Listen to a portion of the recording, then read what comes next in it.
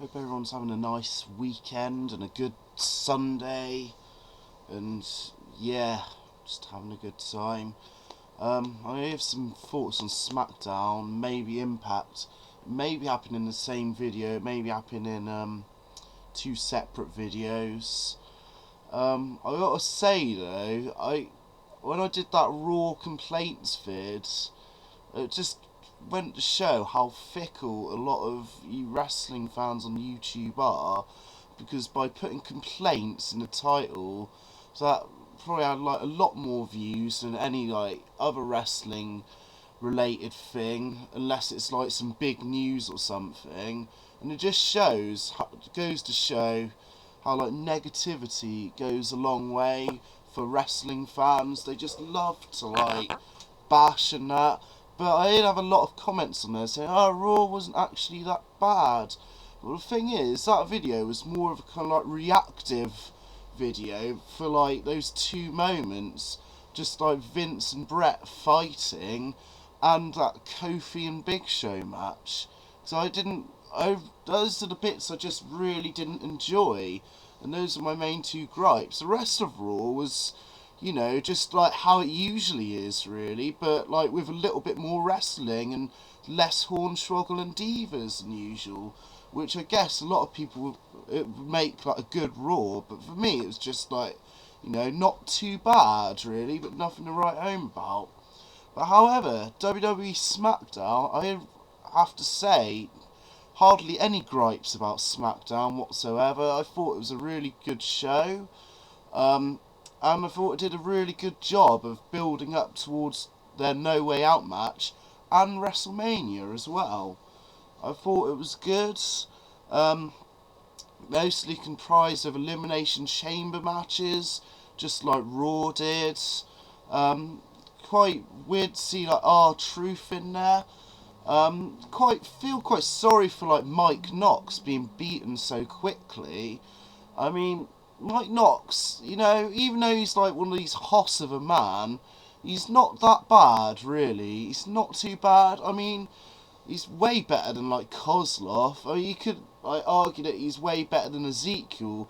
And they had this like character dimension thing going with him for a bit, of him being like this crazy Doctor of Pain kind of thing, but they just never followed through with it. So I don't know what's happening with him, but it's just a bit of a shame.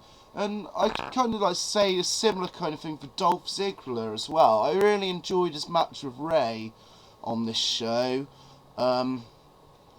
Yeah, he did a really good performance, and I hope like Dolph can like reclaim some kind of a push again. To be honest, because to be honest, I'd rather like have him with the IC belt than Drew McIntyre. I mean, I enjoyed like Drew McIntyre for a bit, but now I could just see that he's a bit limited. Like, he's not brilliant, but yeah. It's going to be interesting to see John Morrison in the Elimination Chamber as well. Should be good. CM Punk and Batista thing. The thing with Batista, like, just not doing anything and CM Punk getting the victory. It was weird. It's weird that Batista still gets cheers and stuff. I find that a bit strange, especially after they showed what happened after Raw with him, like, spine-bustering, or was it powerbombing Cena onto the steel steps. Why wasn't that shown on Raw at the end of it? That could have saved that segment for me, because I thought that was actually quite effective, what they showed of that. Yeah. I mean, it really got the point across that like there's going to be like some beef between Batista and Cena, and I'm guessing that's how like Brett and Vince are going to be tied into it. But yeah, why didn't they just show that on Raw?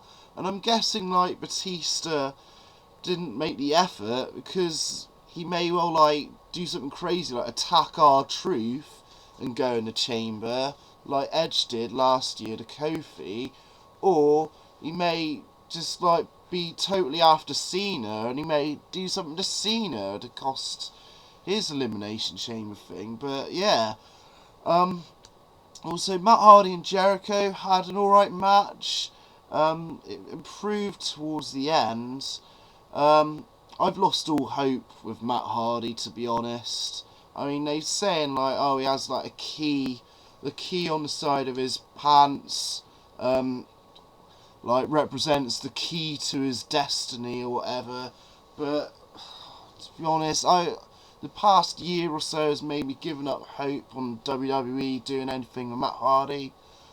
I just think he should, like, if TNA didn't have all the Hogan and all that, I'd say go to TNA, but I don't know. I have to wait and see. It's a shame. It's a shame. Yeah. And the last segment, the cutting edge, was good. Edge, the fans are definitely more behind Edge here than they were at the Rumble and beginning of Raw. He cut some good promos. I mean, he is effective in this kind of role at the moment. He is more kind of like one for the crowd, but you still don't quite know. He could like snap at them any moment. Jericho came to the ring, bit of banter between there, and then CM Punk came down, which was unexpected, but expected at the same time. And there's a good like bit of a talk with him being a bit preachy and saying how it's all about the Elimination Chamber and WrestleMania. They're building it up. Then the lights went out, and as you know, Undertaker came. Then there's a bit of a brawl between them all. And then it looked like Edge was going to spear Taker, but then he was like, close one. And that was a good segment to build up No Way Out and WrestleMania. And SmackDown did a lot better job of all of that than Raw did at all, for my opinion anyway. And it just goes to show how SmackDown's probably still their best weekly show. I haven't watched a full episode of SmackDown in quite a while actually, and I quite enjoyed this. So yeah, less gripes on that. But well, it looks like I'm not gonna have time to speak about Impact, which I'm gonna watch in a minute. But I'll do another video, and yeah, do what you want. Okay, let me know your opinions on SmackDown. Thank you.